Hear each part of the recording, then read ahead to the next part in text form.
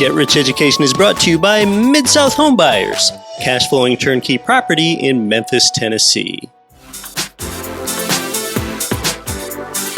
Welcome to Get Rich Education with Keith Weinhold, giving you information and ideas on the investment that has turned more ordinary people into millionaires and billionaires than anything else, and can provide you with more wealth and happiness than you ever thought possible.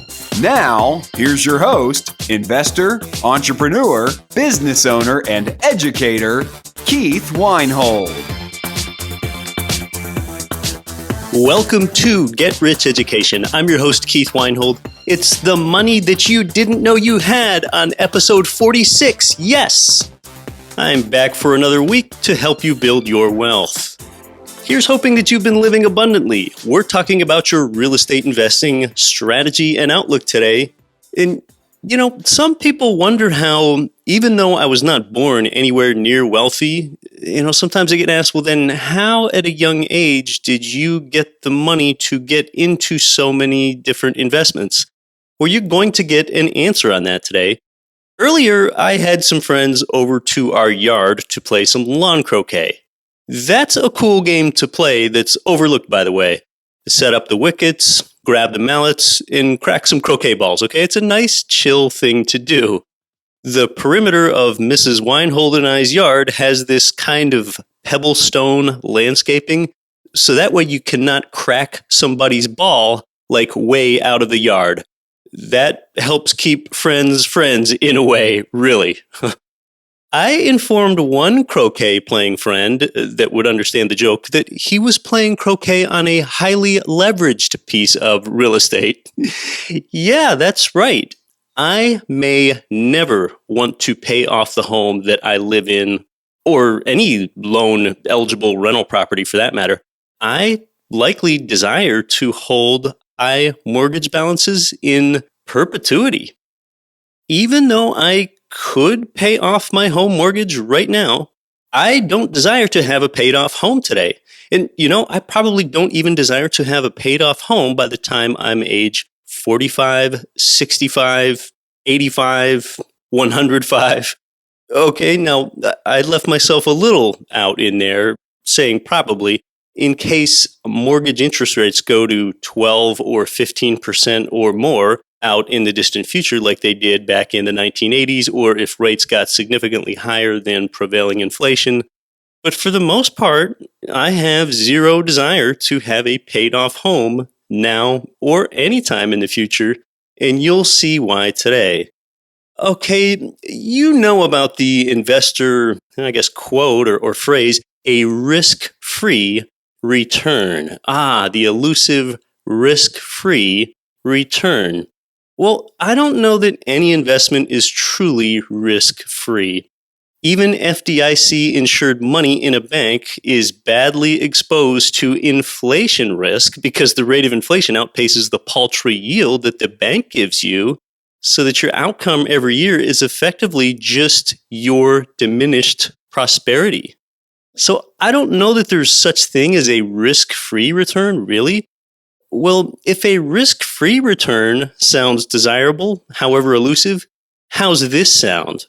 Instead of a risk-free return, what about return-free risk? Yeah, how would you like return-free risk? That's right, where you will accept putting more of your money than necessary at risk, yet there's zero return while it is exposed to that risk. Well, why would anyone do that? That sounds terrible. Return-free risk? Well, as you'll learn today, you might be doing that now, and perhaps even with a substantial amount of your money.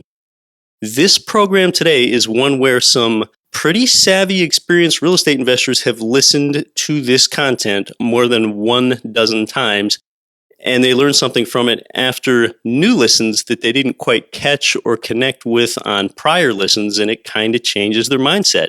So besides just this being thought-provoking, this material has prompted people to act. This episode made listener Ricky in Jersey City, New Jersey, do a cash-out refinance of his home to use those formerly stagnant funds to invest in more income property. Monique in San Jose, California cites this episode as the motivation that made her sell her home. Well, that's one way to get all the equity out. And then I'm not really sure if she's invested the proceeds yet or what she's done. After hearing this program today, listener Douglas in, I'm sorry, I don't remember right now what town in Indiana that was there, Douglas. He repositioned his real estate investing portfolio and told me that he sees himself retiring much sooner after hearing this program today.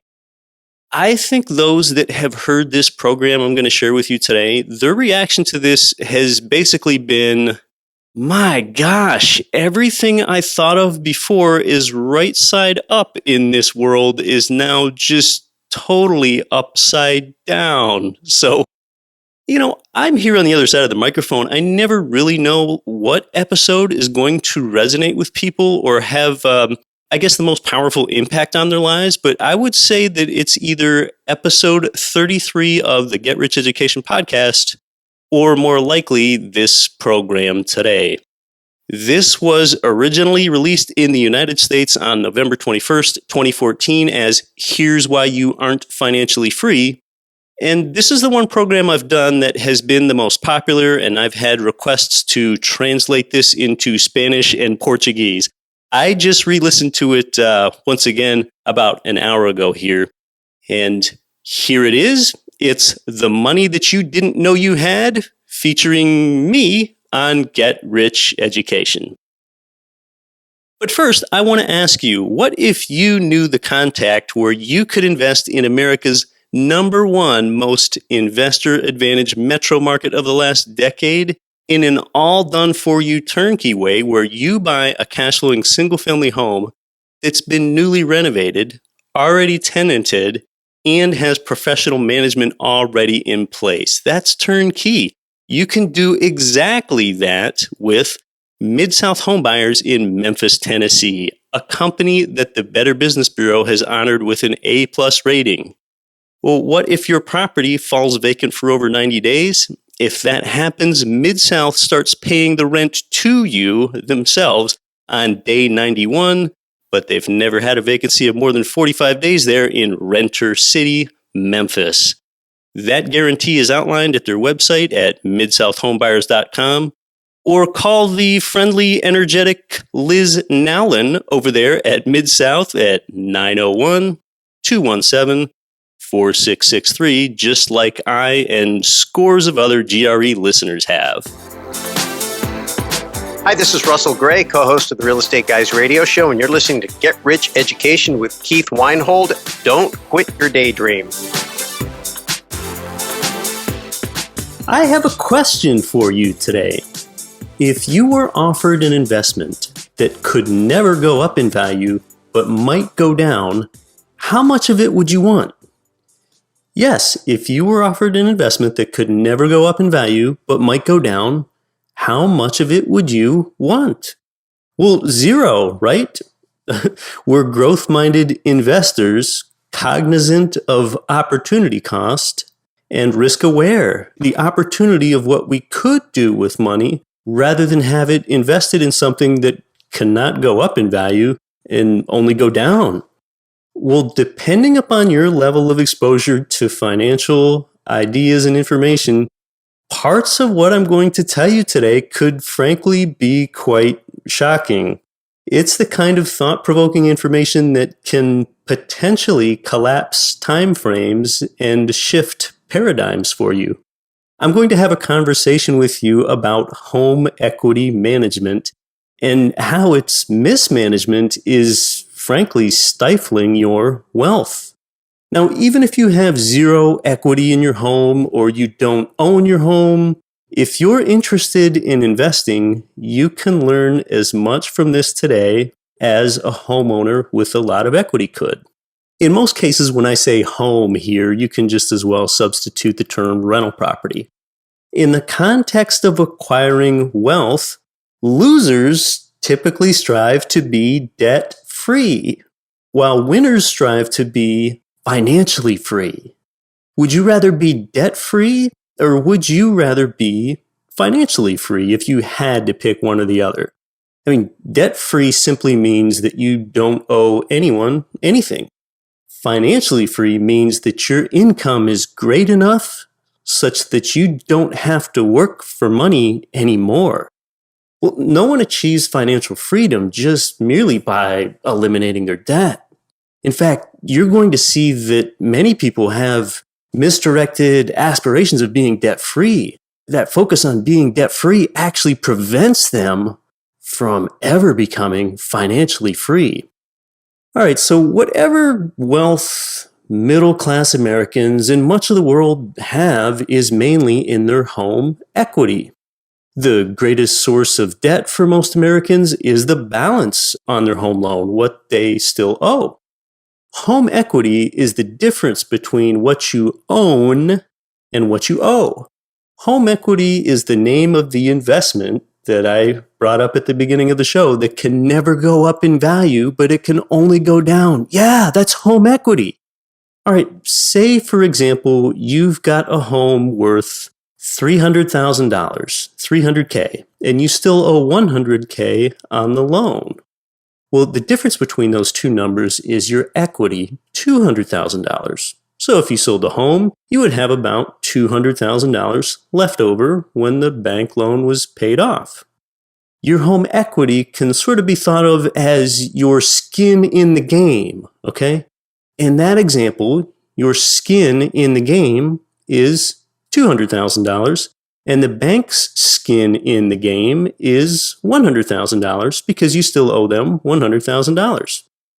Many in the traditional consumer credit world consider home mortgage debt to be something that you should get rid of, and their advocates focus on how great it would be to pay off that remaining $100,000 loan balance. Some scarcity-minded people focus on settling to be debt-free rather than trying to thrive by being financially free. You'll see that the actions one takes toward being debt-free often prevent them from being financially free. All right, here are a few facts about home equity, and if this is new to you, it will shake up your mindset. You know, just in preparation for this, some people have believed the same old antiquated thing for so long that they figure that it must be true because the person isn't financially educated and they're learning from people that are not financially educated generationally. All right, so here we go. Home equity is not safe, it's not liquid, and its rate of return is zero. Again, how much would you want to invest in a vehicle that's not safe, that's illiquid, and typically has a rate of return of zero? All right, so let's break these things down. First of all, why is home equity unsafe? I mean, why would it be unsafe, right? It's stored in your home. Isn't it just sort of like money in the bank? Continuing to follow this example with a $300,000 home, all right, say the $300,000 home appreciates in value 10%, just for ease of numbers, to $330,000. All right, let me ask you, did the presence or the absence of equity in the home contribute to that appreciation? No, it didn't at all. It didn't matter how much equity you had stored in the home. Real estate values change regardless of the amount of equity, skin in the game, that one has in the home. Putting more equity into the home or taking equity out of the home doesn't contribute to its market appreciation. Real estate home equity has a rate of return of zero. Appreciation has nothing to do with how much equity you have stored inside the walls of your home. Appreciation or depreciation of real estate is based on external factors outside the walls of your home. Things like population growth, in-migration, out-migration, job creation in your local area, all sorts of supply and demand factors like the remaining availability of developable land in your community, all kinds of things. All right, so let's look at the flip side. What if the local community there that your home's in loses jobs, people move out, real estate demand falls, or we have another foreclosure crisis like we did in 2008, and that $300,000 property plummets in value from $300,000 down to $200,000? Well, your equity is the first thing to go. $100,000 of your equity, your skin in the game, is slashed off, gone. Your equity was exposed to the market, and you might begin to understand why it's unsafe. All right, when it comes to capital appreciation, let's compare stocks to real estate for a moment, all right? When you make a stock investment, your rate of return is the amount of growth per year divided by the total amount that you have invested in that stock. That's your ROI, return on investment. When you have a real estate investment, your capital rate of return is the amount of growth per year, again, and this time it's divided by the amount that you have invested. And in real estate, the amount you have invested at any given time is your equity. That's your ROE, your return on equity. So in the example where the $300,000 home rather increased in value to $330,000, it had $30,000 of property appreciation. All right, now follow along here. $30,000 of property appreciation divided by the $200,000 of equity in the home, that results in an ROE, return on equity, of 15%. 30,000 divided by 200,000. Well, instead, if you had pulled $100,000 worth of equity out of your home to invest in another property, now you have just $100,000 of equity in the home. You would still have $30,000 of property appreciation, but this time it's divided by having only $100,000 of equity in the home. Yeah, that's $30,000 of appreciation divided by your $100,000 of skin in the game on that property. Well, that's a 30% ROE on that property. Plus, you would have another $100,000 of equity that you had separated from your home into potentially a second property. So see, by pulling $100,000 cash out of your home and putting it into, just say, a rental apartment building, you now control two properties rather than one. That's called an equity transfer. And you still have $200,000 of equity. It's just $100,000 in each of two properties now. It's still your $200,000 of equity, though you might have a corner chipped off of it for closing costs, okay? You basically didn't lose anything. It's just spread among two properties now. When you take a cash out refinance from a property, rather, that cash is tax-free and you can use it for anything. Now, realize in this case that you did potentially make for a higher monthly mortgage payment on your home when you performed a cash out refinance, but in that case, as long as the difference between the new home mortgage payment amount and the old payment amount is exceeded by the positive cash flow that you receive from the new rental apartment building, you are dollars ahead on a monthly basis. Well, additionally, you now have two properties to potentially appreciate in value rather than one. So if you merely had the $300,000 home before, now you might have a $300,000 home plus a $500,000 apartment building. Well, if real estate appreciates 5% per year, would you rather have a 5% gain on $300,000 or a 5% gain on $800,000 every year? After the equity transfer, you have the same amount of equity you had before you moved some of the equity from your home into the apartment building. It's still your equity, yet you're leveraging a substantially higher total dollar amount. All right, so what is more expansionary? What is expanding your means more? It's performing the equity transfer and conscientiously going out and deciding that you are going to control more.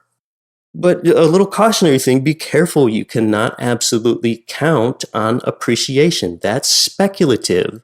But on a national basis, over the long term, appreciation does happen over time. Be in tune with what's happening in the local market, though, that you have chosen to invest in. Now, remember, leverage cuts both ways. It magnifies your returns when the real estate market appreciates, and it magnifies your losses when the real estate market loses value. Market selection is key. We're going to get into that another day. Realize at the same time that even if your rental apartment building temporarily did fall in value, it is still an asset to you if the tenant rent income exceeds the monthly building expenses. When it comes to price appreciation, the market is typically more important than the property.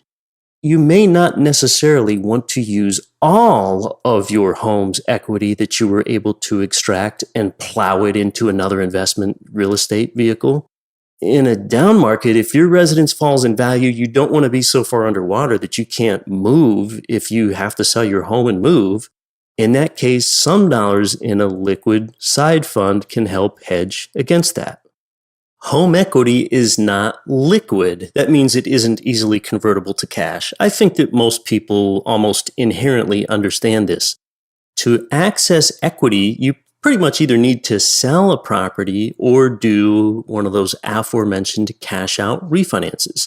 Either one often requires a physical appraisal, and a property sale also typically includes marketing time and costs, a property inspection, sales commission costs that you bear if you sell it, make-ready expenses, and all kinds of costs. Some people have even made extra principal payments to their home mortgage every month, thinking that it's a good investment. Yes, people are doing that, or they think that it provides some rate of return to them. At times, banks pitch homeowner lenders to do these bi-monthly mortgage payment schedules that you get. You basically make the equivalent of 13 annual payments to the bank rather than 12. All right, well, think about this. When you send a bank an extra $100 monthly principal payment, think about what you're doing.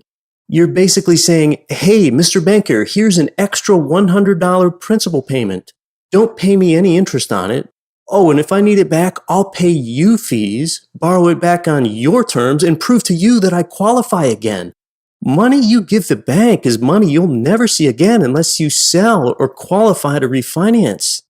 You can buy property insurance to insure against catastrophic loss, but there's no such thing as equity insurance to insure against market losses. So why try to accumulate so much in any one property? Homes are built to house families. Homes are not built to store cash. All right, home equity also has a rate of return of 0. Savvy investors already know this. Home equity on the Wikipedia page even had it written that the rate of return on home equity is technically 0, right near the top of the page. At the last check, it wasn't on the front page, and you could still find it in the page's history. I go through life almost all the time and find that generally the less educated a real estate investor is, the more likely they are to say, oh, I can't wait until I have this property paid off. Or someone tells me that they have a property completely paid off. I'd kind of like to ask them, well, what are you going to do with that money in there?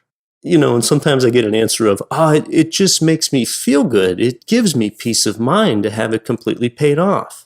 Well, do you realize how much that feeling is costing you? Really, it's sort of like when someone tells me that they have a boatload of money stored at the bank in a savings account that earns an interest rate of 0.1%. With either of those scenarios, I'd kind of like to know what they plan to do with the money. I kind of want to ask that question. I'm a little bit incredulous that they would leave those funds where they are. Gosh, I guess at least money in the bank is liquid in that case so that it could be accessed more easily, rather. You can't even say that about home equity. All right, then there's the case of the 15-year fixed amortizing mortgage loan versus the 30-year fixed amortizing mortgage, which is my favorite product, by the way, the 30-year, just your plain vanilla loan. With a 15-year loan, you might pay, say, $800 more per month than you would with a 30-year loan. Just say that, for example. Well, I've had people point out to me that a 15-year is smarter because they save money on interest over the life of the loan. They can point out to me that they pay less interest over the term of a 15-year loan than they do with a 30. Well, once I talk to them, they don't usually say that anymore. On the one hand, they're right. They are paying $800 extra per month in order to do the 15-year. Instead, if they would have invested that $800 extra elsewhere, they would typically make more there than they would in mere interest savings by going with a shorter term loan. Additionally, good luck with making an investment property produce positive cash flow if you have the higher expense of a bigger 15-year mortgage payment. you're going to have a harder time, what I say, making money follow you. Consider too that people live lives. Things happen. With a higher 15-year mortgage payment, one might fall ill or lose their job, or sometimes even worse things happen to people. No one is guaranteed tomorrow. And with a 15-year loan, you've got a higher mortgage payment that you've still got to make. You must make it even in those adverse circumstances. If you have trouble making your mortgage payment for any reason, who do you think that the bank will foreclose upon first? Those with a little equity in their property or those with a lot of equity in their property? Well, the answer, it's those with more equity in their property are going to be foreclosed upon first. More equity is more risk in this case too. All right, well, you might wonder, why would that be? Okay, just imagine this for a moment. You're the bank and you have 10 homes within your portfolio that you need to foreclose upon because the borrower can't make their payments. If a borrower has hardly any equity, meaning less skin in the game, and still owes the bank a lot of money, meaning that the bank still has a lot of skin in the game in that property, then the banker won't try to foreclose on that borrower first. The bank would lose all of the amount that they still have owed to them from the borrower.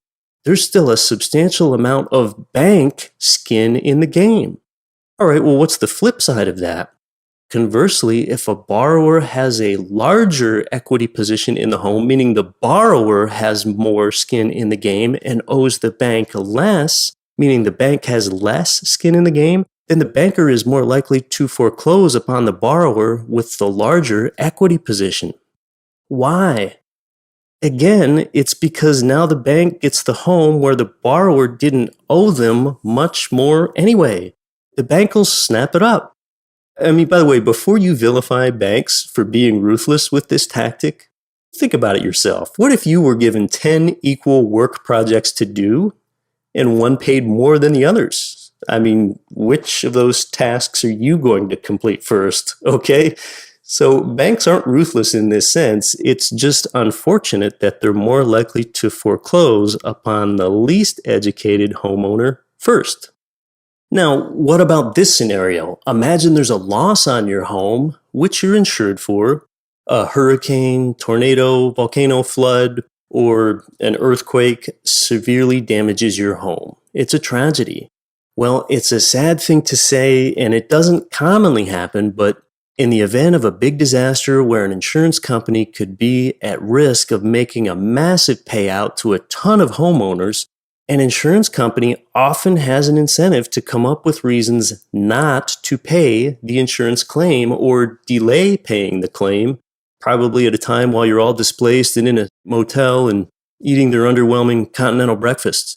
We saw this happen in one or more national disasters recently. I forget whether it was Hurricane Katrina or Rita or Sandy, but anyway, if your family's home is rendered uninhabitable in the event of a natural disaster and there's a dispute on what exactly damaged your home, was it the hurricane's wind or the storm surge or the wind that led to the storm surge or the hurricane's rain that led to the flood, and what can you make a claim for then? I mean, do you want to be in a scenario where you have to hire a lawyer to fight the insurance company? Especially at a time when your family, the people you love most, are vulnerable and uprooted, displaced from their home. Well, if you have a lot of skin in the game, equity, you're going to be the one most likely to have to hire legal counsel against the insurance company. If you don't have much skin in the game and you've left the bank with the greater equity position, the bank is going to have the incentive to want to hire the attorney.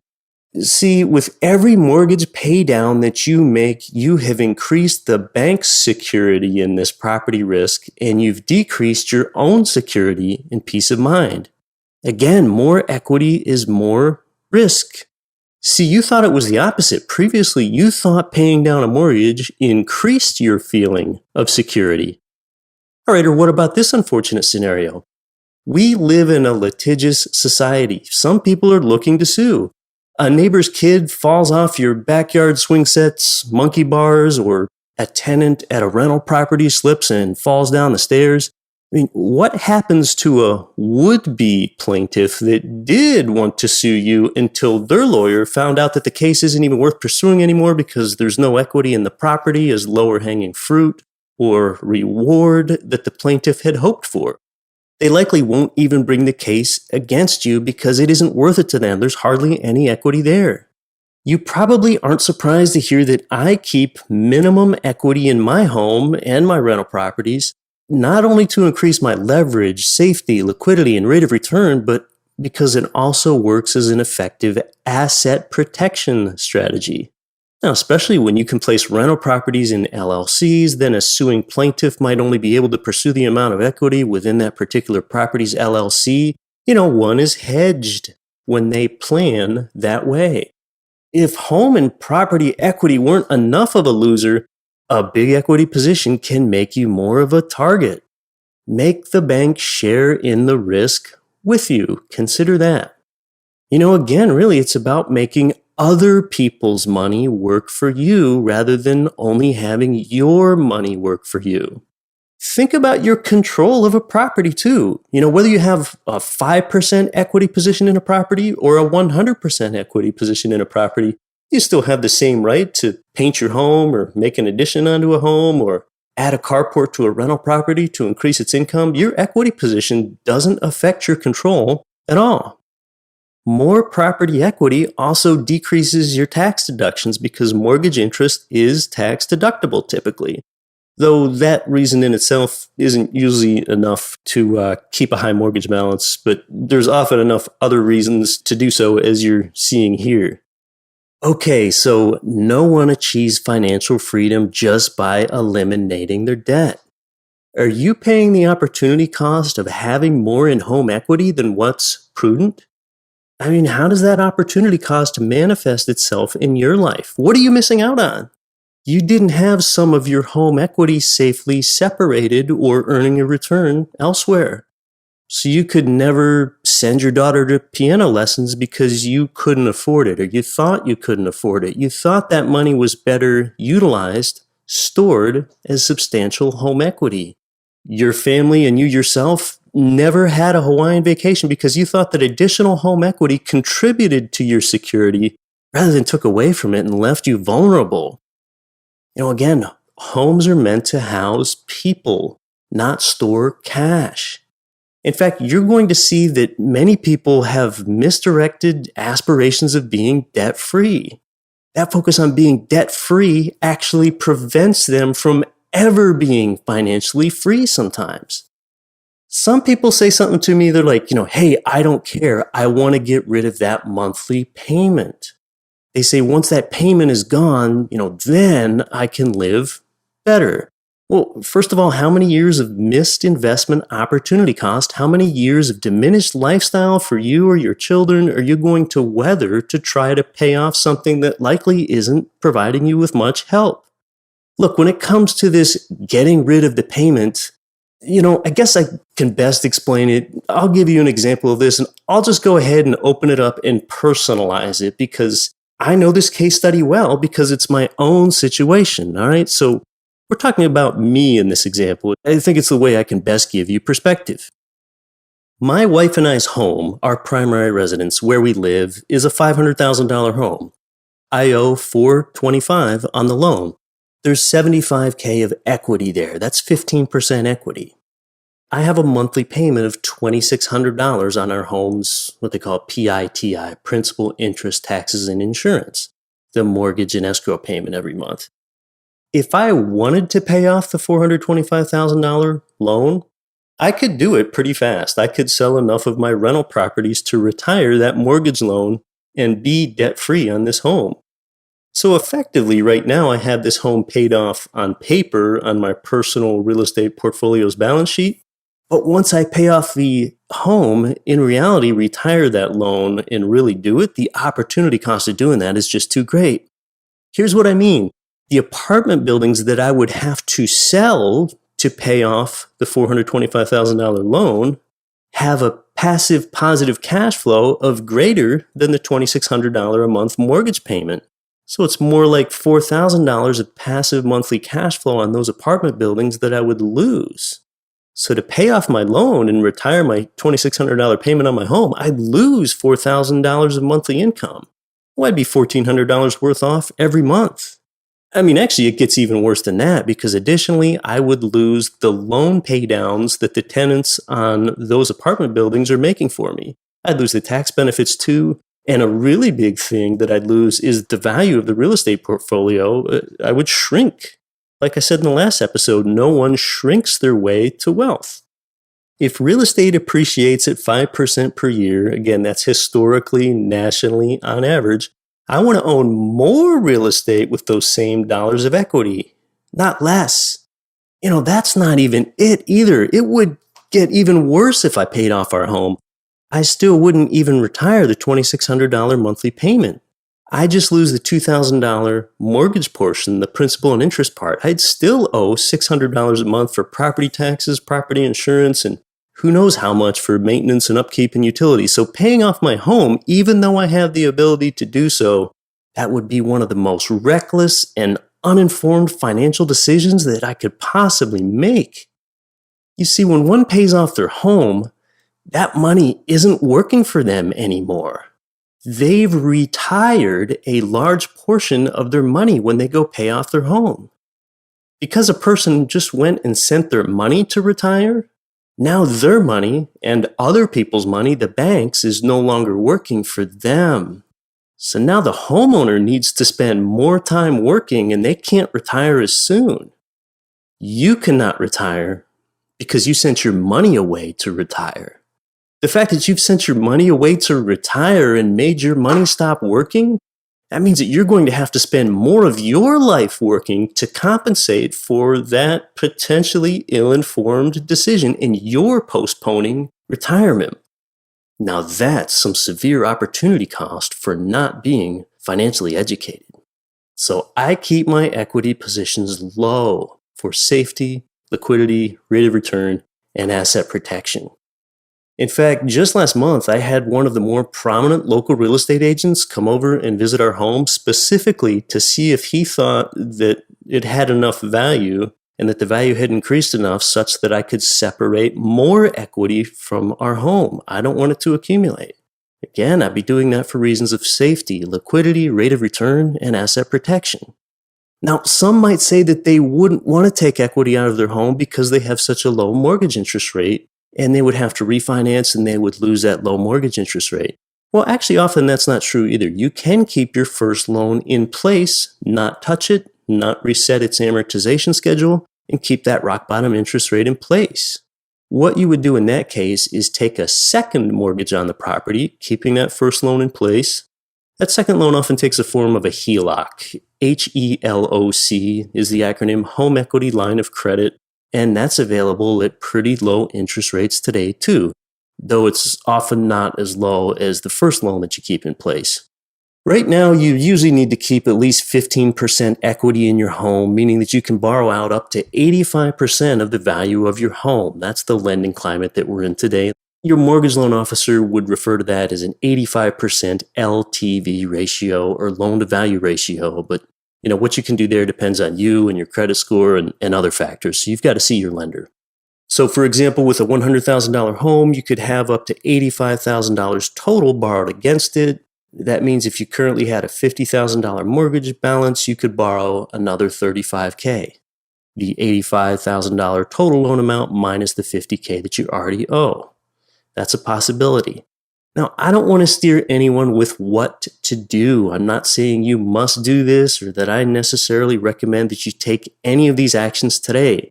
Get Rich Education shares ideas and information and provides actionable content to give you more food for thought, give you the ability to weigh the pros and cons yourself. All right, so listen to the disclaimer at the end of each show and see your professional. I'm more into telling you how to think than telling you what to do. All right, so here's a thought. Here's an example that I share with students to help give you a visual example. Visual examples don't quite work through an audio medium like this, but I think this one's easy enough to picture. All right, I go ahead and put a glass on a table, and this drinking glass represents a home. All right, this home increases in value. So I'm just going to go ahead and slowly raise this empty glass up off the table. This home increases in value at roughly 5% a year, and it's empty. There's no equity in it. I put the glass back down on the table, and then I pour this green colored water. I put green food coloring in water as an example for students, and I fill that glass to the brim, 100% equity. The home's completely paid off. You've put all your money into it. And now, very carefully, since the glass is nearly full, I raise the glass up off the table. It's slowly increasing in value, going up toward the ceiling at 5% a year. That's going to happen regardless of whether you have equity, money, represented as that green water in the glass, or if that glass is completely empty. All right, then I go take that glass away, and I bring back a platter with 5 glasses on it. And those 5 glasses are now each 1/5 full of this green colored water, representing 20% equity in each one of the 5 homes or glasses. Then with that platter sitting on the table with the 5 glasses, 1/5 full of this green colored water, I go ahead and raise that platter straight up toward the ceiling as well, just to show whether you have one glass with 100% equity in it full of green water, or you have that 100% equity fractured off into 20% in each of 5 glasses.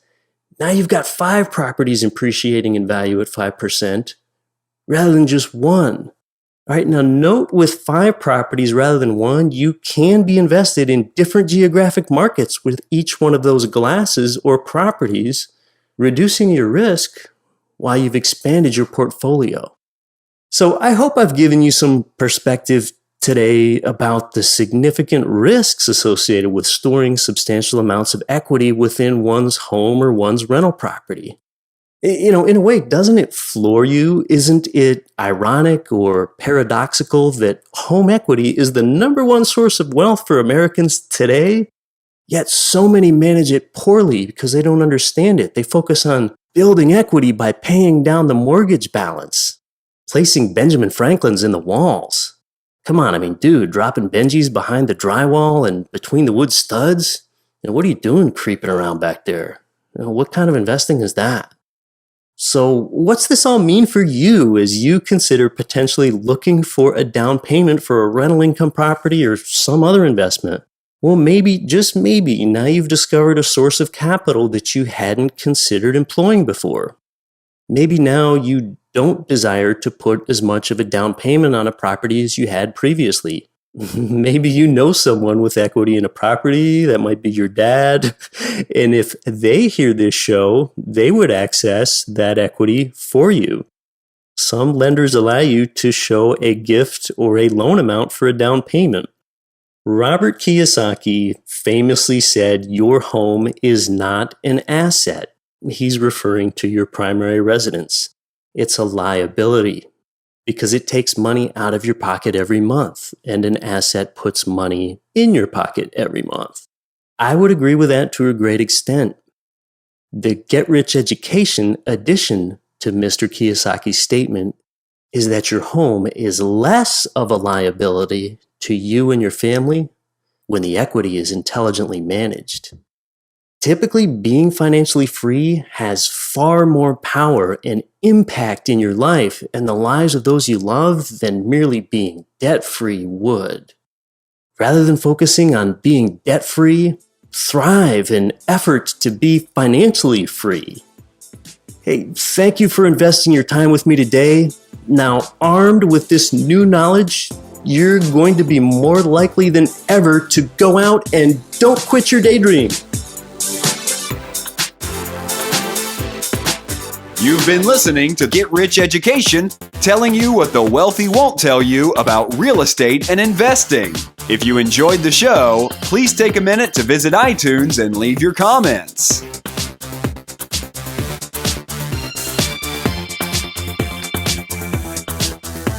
Nothing on this show should be considered specific, personal, or professional advice. Please consult an appropriate tax, legal, real estate, financial, or business professional for individualized advice. Opinions of guests are their own. Information is not guaranteed. All investment strategies have the potential for profit or loss. The host is operating on behalf of Get Rich Education, LLC exclusively.